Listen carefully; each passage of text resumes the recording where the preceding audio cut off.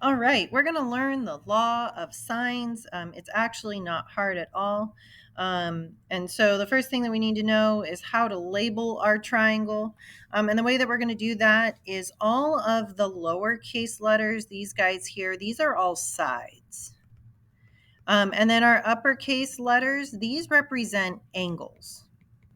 So we need to know which ones are which. Well, it actually doesn't matter at all where we put them. It just matters where they are compared to their other side. So, for example, if this is angle A, side A is the one that does not touch it. So it's not this one and it's not that one.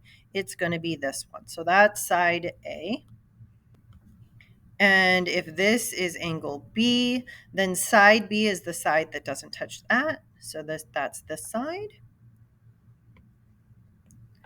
And then angle C is this one because it's the only one left. And so that means that little c is the side over here. So not hard. All right, so let's look at the first example. So on this first example, we are going to try to figure out the angle y and the side x. And so the first thing I notice is, hey, look at that. I have angles already. Well, if I have two angles, I know something about angles. I know that if I add up these three angles, 42 plus angle y plus 31. If I add those up together, every triangle always adds up to 180 degrees. So if I do 42 plus 31, that means I end up with y is equal to 73. Or sorry, y plus 73 is equal to 180. And so then because it's plus 73, I'm going to subtract 73 from both sides. And I end up with y is equal to 107. Cool. So now I know that angle y is 107. So I'm going to go ahead and write that in. This is 107. And now I just need to find side x. So now we're going to use this new fancy thing called the law of sines. Now, we have to label our triangle. We're going to label it with A's, B's, and C's.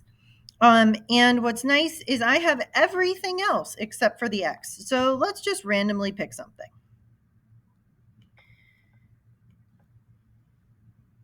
So this side, let's make this side, I don't know, A.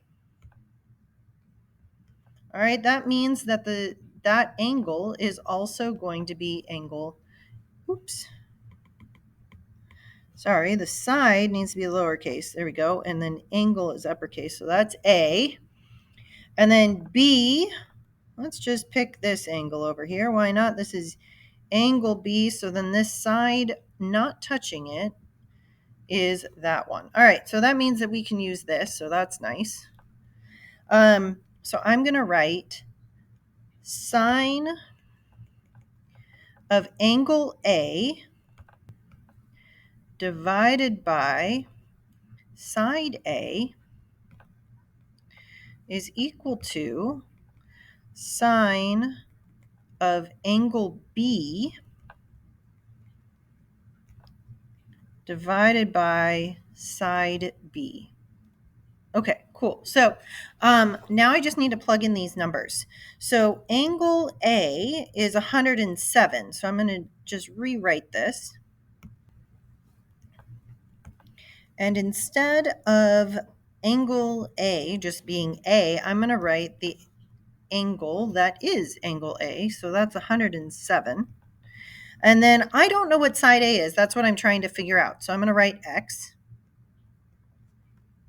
because that's the letter there. And then instead of angle B, I'm going to write the one that we decided B was, which is 42, and divide that by side B, which is 9.1. And then I need to get rid of the x out of the bottom. So I want x by itself. So what I'm going to do is, because it's in the bottom, I need to do the opposite. So because it's sine of 107 divided by x, I need to multiply times x. So I'm going to multiply both sides by x. And what that's going to do is now this x is going to cancel out. And so I'm going to be left with Sine of 107 is equal to sine of 42 times x divided by 9.1. All right, so that's cool. But now I still don't have x by itself. It's in the numerator, it's on the top, so I was going for that, so that's good. But now I need to get x by itself. So I'm going to multiply both sides times 9.1 because 9.1 is in the bottom, so I need to put times 9.1 in the top so that this will cancel out, and whatever I do to the left, I have to do to the right. Cool. So then this cancels out. Ta-da. And now I'm getting closer. Okay, so now I have 9.1 times sine of 107 is equal to sine of 42 times x. All right, so last thing, I'm so close. Now I just need to get rid of this sine of 42. Now, sine of 42 is not the same as 42. So I have to divide by sine of 42. And whatever I do to one side, I do to the other. And so on the right-hand side, now I have the same thing on top and bottom. These will cancel out.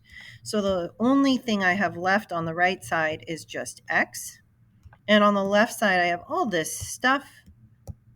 And so I just need to then put this into my calculator. And so I'm going to go ahead and type into my calculator all of this and see what I get. All right, so I get this 13.0055.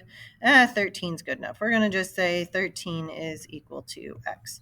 Yay, I'm done.